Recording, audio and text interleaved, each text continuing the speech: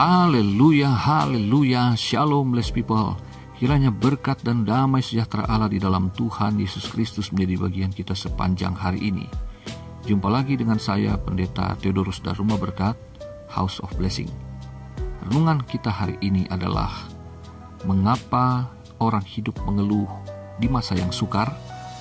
Terambil dari kitab Ratapan pasal 3 ayat 39 sampai 41. Begini firman Tuhan. Mengapa orang hidup mengeluh? Biarlah setiap orang mengeluh tentang dosanya. Marilah kita menyelidiki dan memeriksa hidup kita dan berpaling kepada Tuhan.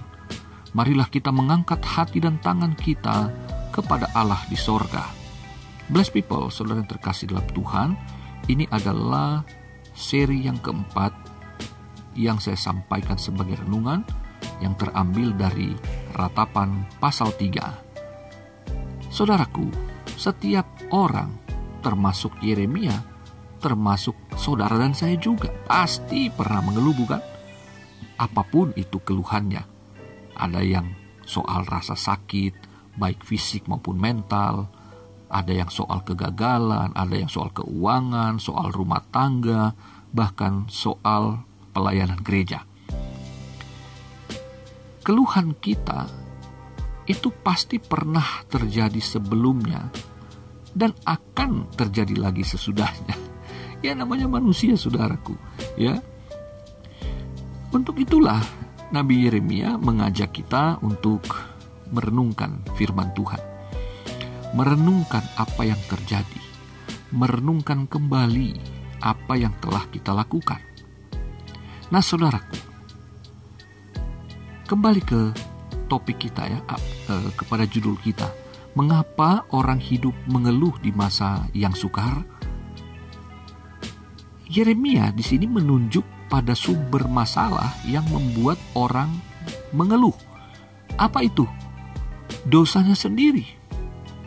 Dan Yeremia benar, saudaraku, bahwa sumber masalah hidup manusia adalah dosa. Karena dari dosalah semua kesulitan dan penderitaan itu akan menghasilkan ujungnya itu kematian.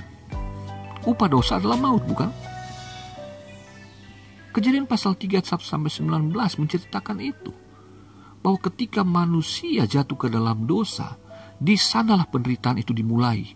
Di sanalah bermula keluh kesah yang kemudian terjadi.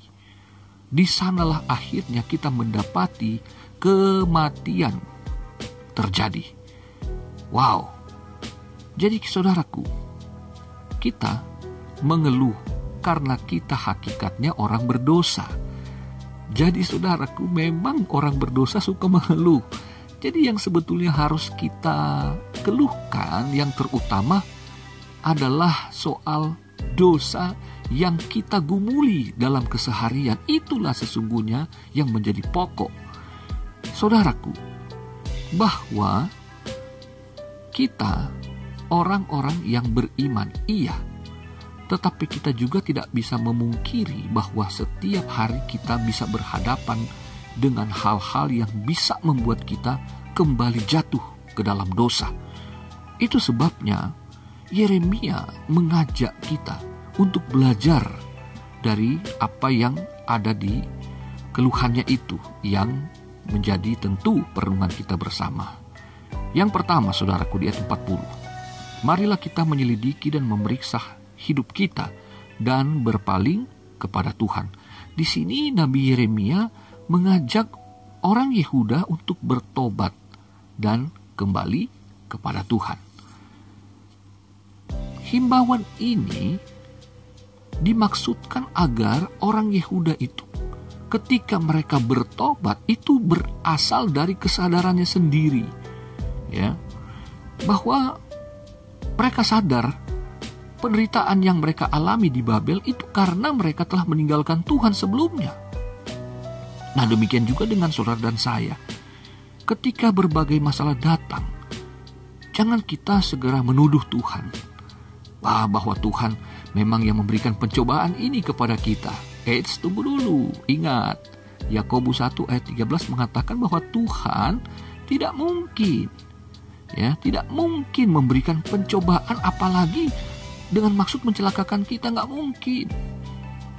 Karena dalam Ulangan pasal 8 ayat yang kedua dan Yakobus 1 ayat 12, itu di sana dikatakan Tuhan mengizinkan penderitaan untuk menguji, bukan mencobai.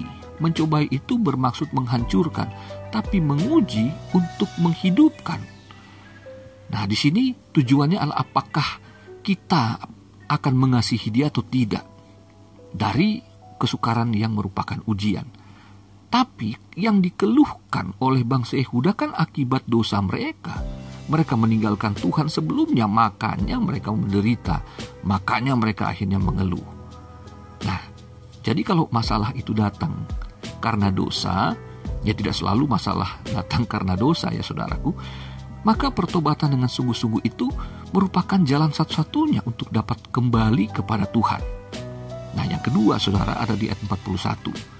Marilah kita mengangkat hati dan tangan kita kepada Allah di sorga. Di sini Yeremia mengajak orang Yehuda untuk kembali beribadah dengan sungguh-sungguh kepada Tuhan. Himbauan ini saudaraku, agar orang Yehuda itu berdoa dengan kesadaran ya, bahwa hidup mereka selama ini ditentukan oleh sorga. Hanya karena kasih karunia Allah. Demikian juga dengan saudara dan saya. Ketika kita telah diampuni dari segala dosa, maka pemulihan hubungan dengan Allah itu harus dilanjutkan dengan ibadah yang sungguh-sungguh. Harus serius saudaraku, karena hidup kita ini ditentukan oleh Allah. Hidup di dunia ini ditentukan oleh sorga. Hidup kita bergantung dari kemurahan Allah. Nah saudaraku, kedua hal ini sederhana. Tapi inilah yang akan membuat kita kembali hidup dalam kesederhanaan pemikiran. Bahwa Allah itu gak pernah bikin kita susah. Allah gak pernah bikin kita sulit. Ingat ya, Tuhan gak pernah menyulitkan Adam dan Hawa.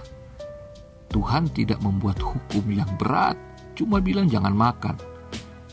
Tapi ketika mereka makan, mereka melanggar firman Tuhan. Mereka sesungguhnya yang merumitkan hidup mereka sendiri. Akhirnya kan mereka terusir dari situ. Mereka akhirnya terpisah dari Tuhan.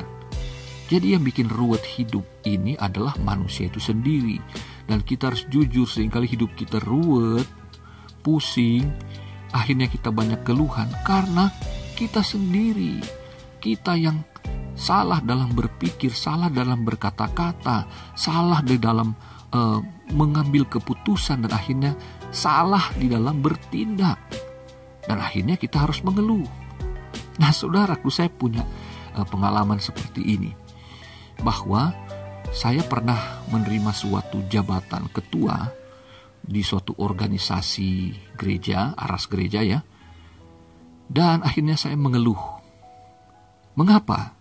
Karena wakil saya ketua, ini wakil ketua, ini tidak aktif karena dinonaktifkan oleh sinodenya karena ada masalah korupsi di gerejanya, di sinodenya. Waduh, ampun deh. Lalu kemudian sekretaris saya akhirnya resign karena dia tidak bersepakat dengan pimpinan yang ada di tingkat provinsi. Wah, sulit saya. Lalu bendaharanya juga tidak aktif. Dan akhirnya saudaraku, saya menyampaikan ini kepada ketua atau pimpinan saya di tingkat provinsi, karena saya di tingkat Kota Madya.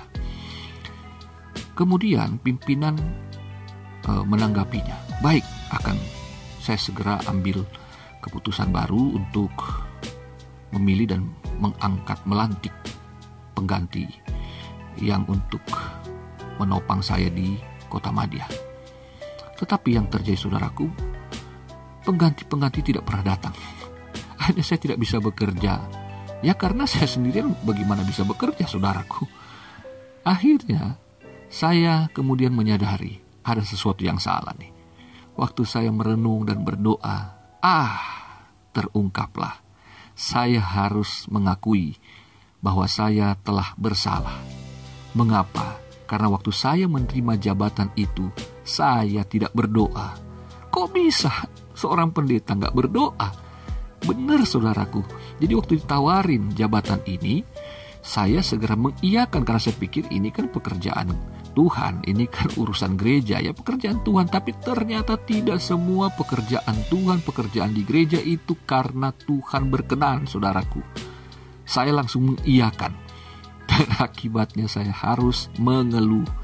Jadi saudaraku, seorang pendeta pun ternyata bisa salah di dalam mengambil keputusan tanpa doa.